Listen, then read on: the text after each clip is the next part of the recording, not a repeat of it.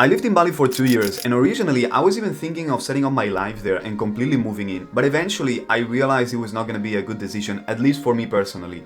And on this video, I want to talk about why. Now, obviously, if you've never been to Bali, obviously go there, visit. It's an amazing place. Bali will always hold a very special place in my heart. But the direction in which Bali is moving to, I do not think is good for the island long term. And some of the things that I discovered after living there for a couple of years ended up being complete deal breakers for me. So let's get right into it. Let's talk about one that's not very conventional, that I don't hear many people talk about online, although I did talk about it with friends that I had that lived there. And it is that Bali, in a way, feels like a Peter Pan island. And what I mean by that is that it attracts a lot of people who don't want to grow up, right? A lot of people move to Bali because they want to find themselves, heal themselves, reorganize their lives and all of this kind of stuff. It's like a transition island where you go there when you're on a weird time in your life. If you're moving in, okay, not for a vacation, but if you're going there long term, it usually attracts these kind of people. But the thing that happens is that even though they go there with the intention of growing and finding themselves and all of that stuff, it doesn't happen, okay? You might have some initial growth at the beginning, but then you quickly stagnate and people just stay there for years. And yes, for sure, you can find groups of people, okay? Don't think that everyone in Bali is like that. You can find amazing people in Bali, and that's the kind of people that I used to hang out with. But the thing is that the feeling that I didn't like and that many of my friends do not like is that you go to Bali, you start to grow yourself, but then it feels like the island is not moving, but you're actually moving, and you keep running up to these people again and again and again, and it doesn't feel like there's any growth. So it just feels like, in a way, the island is getting too small for you, in terms of growth and personal development. And over time, and eventually you start to crave something more, something new that's going to take you to the next level. And you realize that, okay, Bali is not going to be it, like you can reach a cap when it comes to your personal growth. Now, let's go to number 2. This one is something that makes me really sad, which is there is so much construction that's completely destroying the landscape, okay? I would argue, and I'm going to put some photos here maybe, the ugliest part in Bali, I would say it's either, probably Kuta, something like Kuta, I would say it's horrendous, okay? And what saddens me is that many areas in Bali that used to be beautiful are slowly turning into what Kuta is. And it's sad, because when you go to Bali, you're thinking about the amazing views, the nature, the beautiful palm trees or just trees, the jungle, all of that good stuff. But every day, every week, every month that goes by, they're destroying it more and more and more. I can actually show you on a map what I mean. So this is Bali, right? So my favorite part in Bali is Uluwatu, right? This part at the bottom of the island. And what ended up happening with Uluwatu, and what is happening to Uluwatu, it's not like it's completely destroyed yet, but I used to go here every week or every 2 weeks because I had some friends here, and we would go to really cool spots. There's amazing, beautiful places in Uluwatu, I think it's the best place in Bali. And in Uluwatu, you come here and you have this main road that goes around it, okay? It goes like in a circle, and then by the road you have all the main places, the cool stuff, all of that. And then I had a friend, I remember the moment when my soul was crushed, okay? Because he had like a villa in the middle of it, right? And whenever I wanted to go visit him, I would have to take one of these secondary roads and just drive in some narrow roads, that were surrounded by trees, and, it was pretty cool, it felt like I'm in the middle of the jungle, like beautiful, beautiful secondary roads. But then one day I went to visit him and there was nothing, They had cut down all the trees, all the vegetation. There was absolutely nothing, It was completely deserted. And the last few months that I was in Bali, whenever I went to Uluwatu to visit my friends, it's like, oh, now they have destroyed this area. There are no more trees anymore. Now they're doing more buildings and a hotel and some parking space. Oh, now they destroyed this. Now they destroyed this. And it's this, every week that you go, there is something that's gone, right? And it's completely losing its charm. And eventually, I feel like it, unless they do something to stop it, which doesn't seem like it, it's just gonna turn into Kuta. And trust me, you don't want that to happen, okay? Kuta is absolutely horrendous, okay? But keep in mind, there's still many beautiful places in Bali. If you go up north, like once you cross this area and you keep going up, all of this, for the most part, it's pretty untouched and very pure. But it's just sad, because here's where most people are. You see all these marks. These were most of the connections you can make, most of the friends you can meet, all of that good stuff, restaurants, gyms, spas. That's where you actually live for the most part. But it's just becoming more and more ugly, and it's pretty sad indeed. Now, the third thing that I think makes Bali a bad choice long term is the quality of the healthcare, right? If you're gonna live there for 5 years, 10 years, 15 years, eventually something's gonna happen, right? Bali's healthcare is okay if you're just, I don't know, if you get a bruise, minor infection, you're just some simple illness, yeah, for sure, you're gonna be okay. But if you're living there 5, 10, 15 years, eventually something serious is gonna happen. And let me tell you, like for serious stuff, Bali's hospitals, they suck, even though they're private and supposedly there are some good ones, supposedly.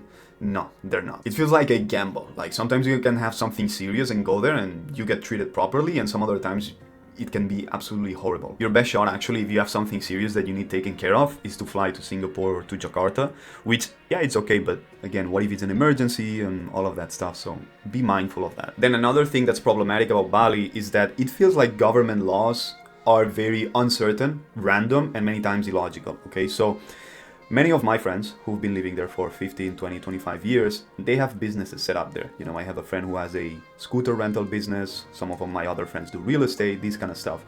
The thing is that, yeah, of course, in every country, laws are constantly changing, but Indonesian laws, it feels like they change in a very irrational way, in ways that do not make sense and make you anxious if you have a physical business there.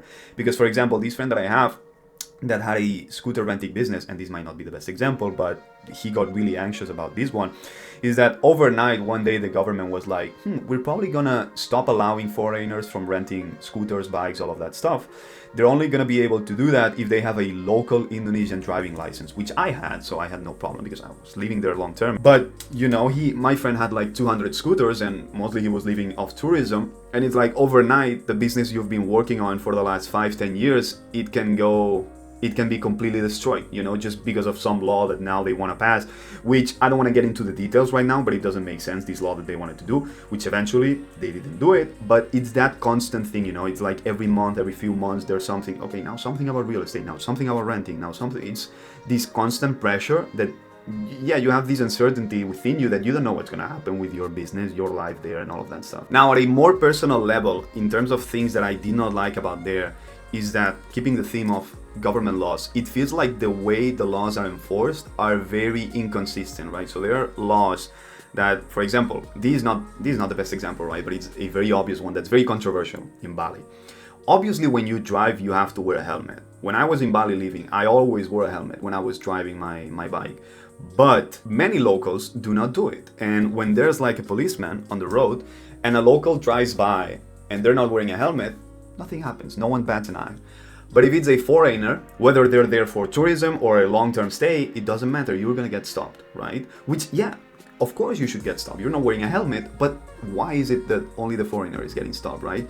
I do believe, to some extent, I haven't put that much thought into it, but I believe the consequences of not abiding by the laws should be penalized stronger on foreigners than not locals, but that does not mean that locals should not follow the laws, right? And in the same way that this happens with driving and helmets, it happens with other things as well. Then something that also gets really annoying if you're staying there long term, it's something that it doesn't matter if you're only there for a few weeks or a few months, but it's the fact that you're seen like a sack of money, right? Whenever you go buy something that's not on like a main supermarket or a serious normal store that we would have on the West, if it's just like some local shop, you're seen as a sack of money, and it's this constant pressure of them trying to charge you 3, 4, 5, 10 times more of the value of what something is truly worth. And the thing is that, yeah, for sure you could pay it, but it's how it makes you feel and the situation and the connotation behind it. Because I had my cousin lives in Vietnam, and he came to visit me to Bali for a month.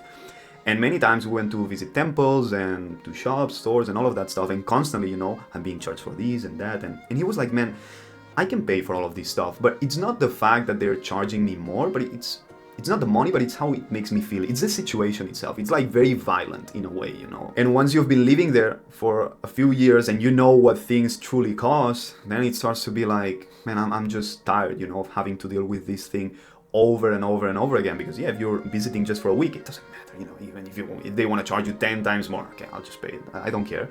But if you live there, having to deal with this every single day or every week constantly, you know, it really gets tiring. It gets exhausting emotionally. And then the last thing that I want to mention is the traffic and the roads. It's getting worse and worse and worse and worse. I remember when I originally got to Bali, going from Canggu to Seminyak, which are like two areas in Bali, it used to take me like 20 minutes. Now, before I left, there were times that it would take me like an hour to go from Canggu to Seminyak, or 50 minutes, you know. The thing is that this one is interesting because you eventually get used to it. It's something that at the beginning is very, very stressful, but you know, Bali has a different place. So I would say this one is actually minor, even though it's one of the biggest complaints.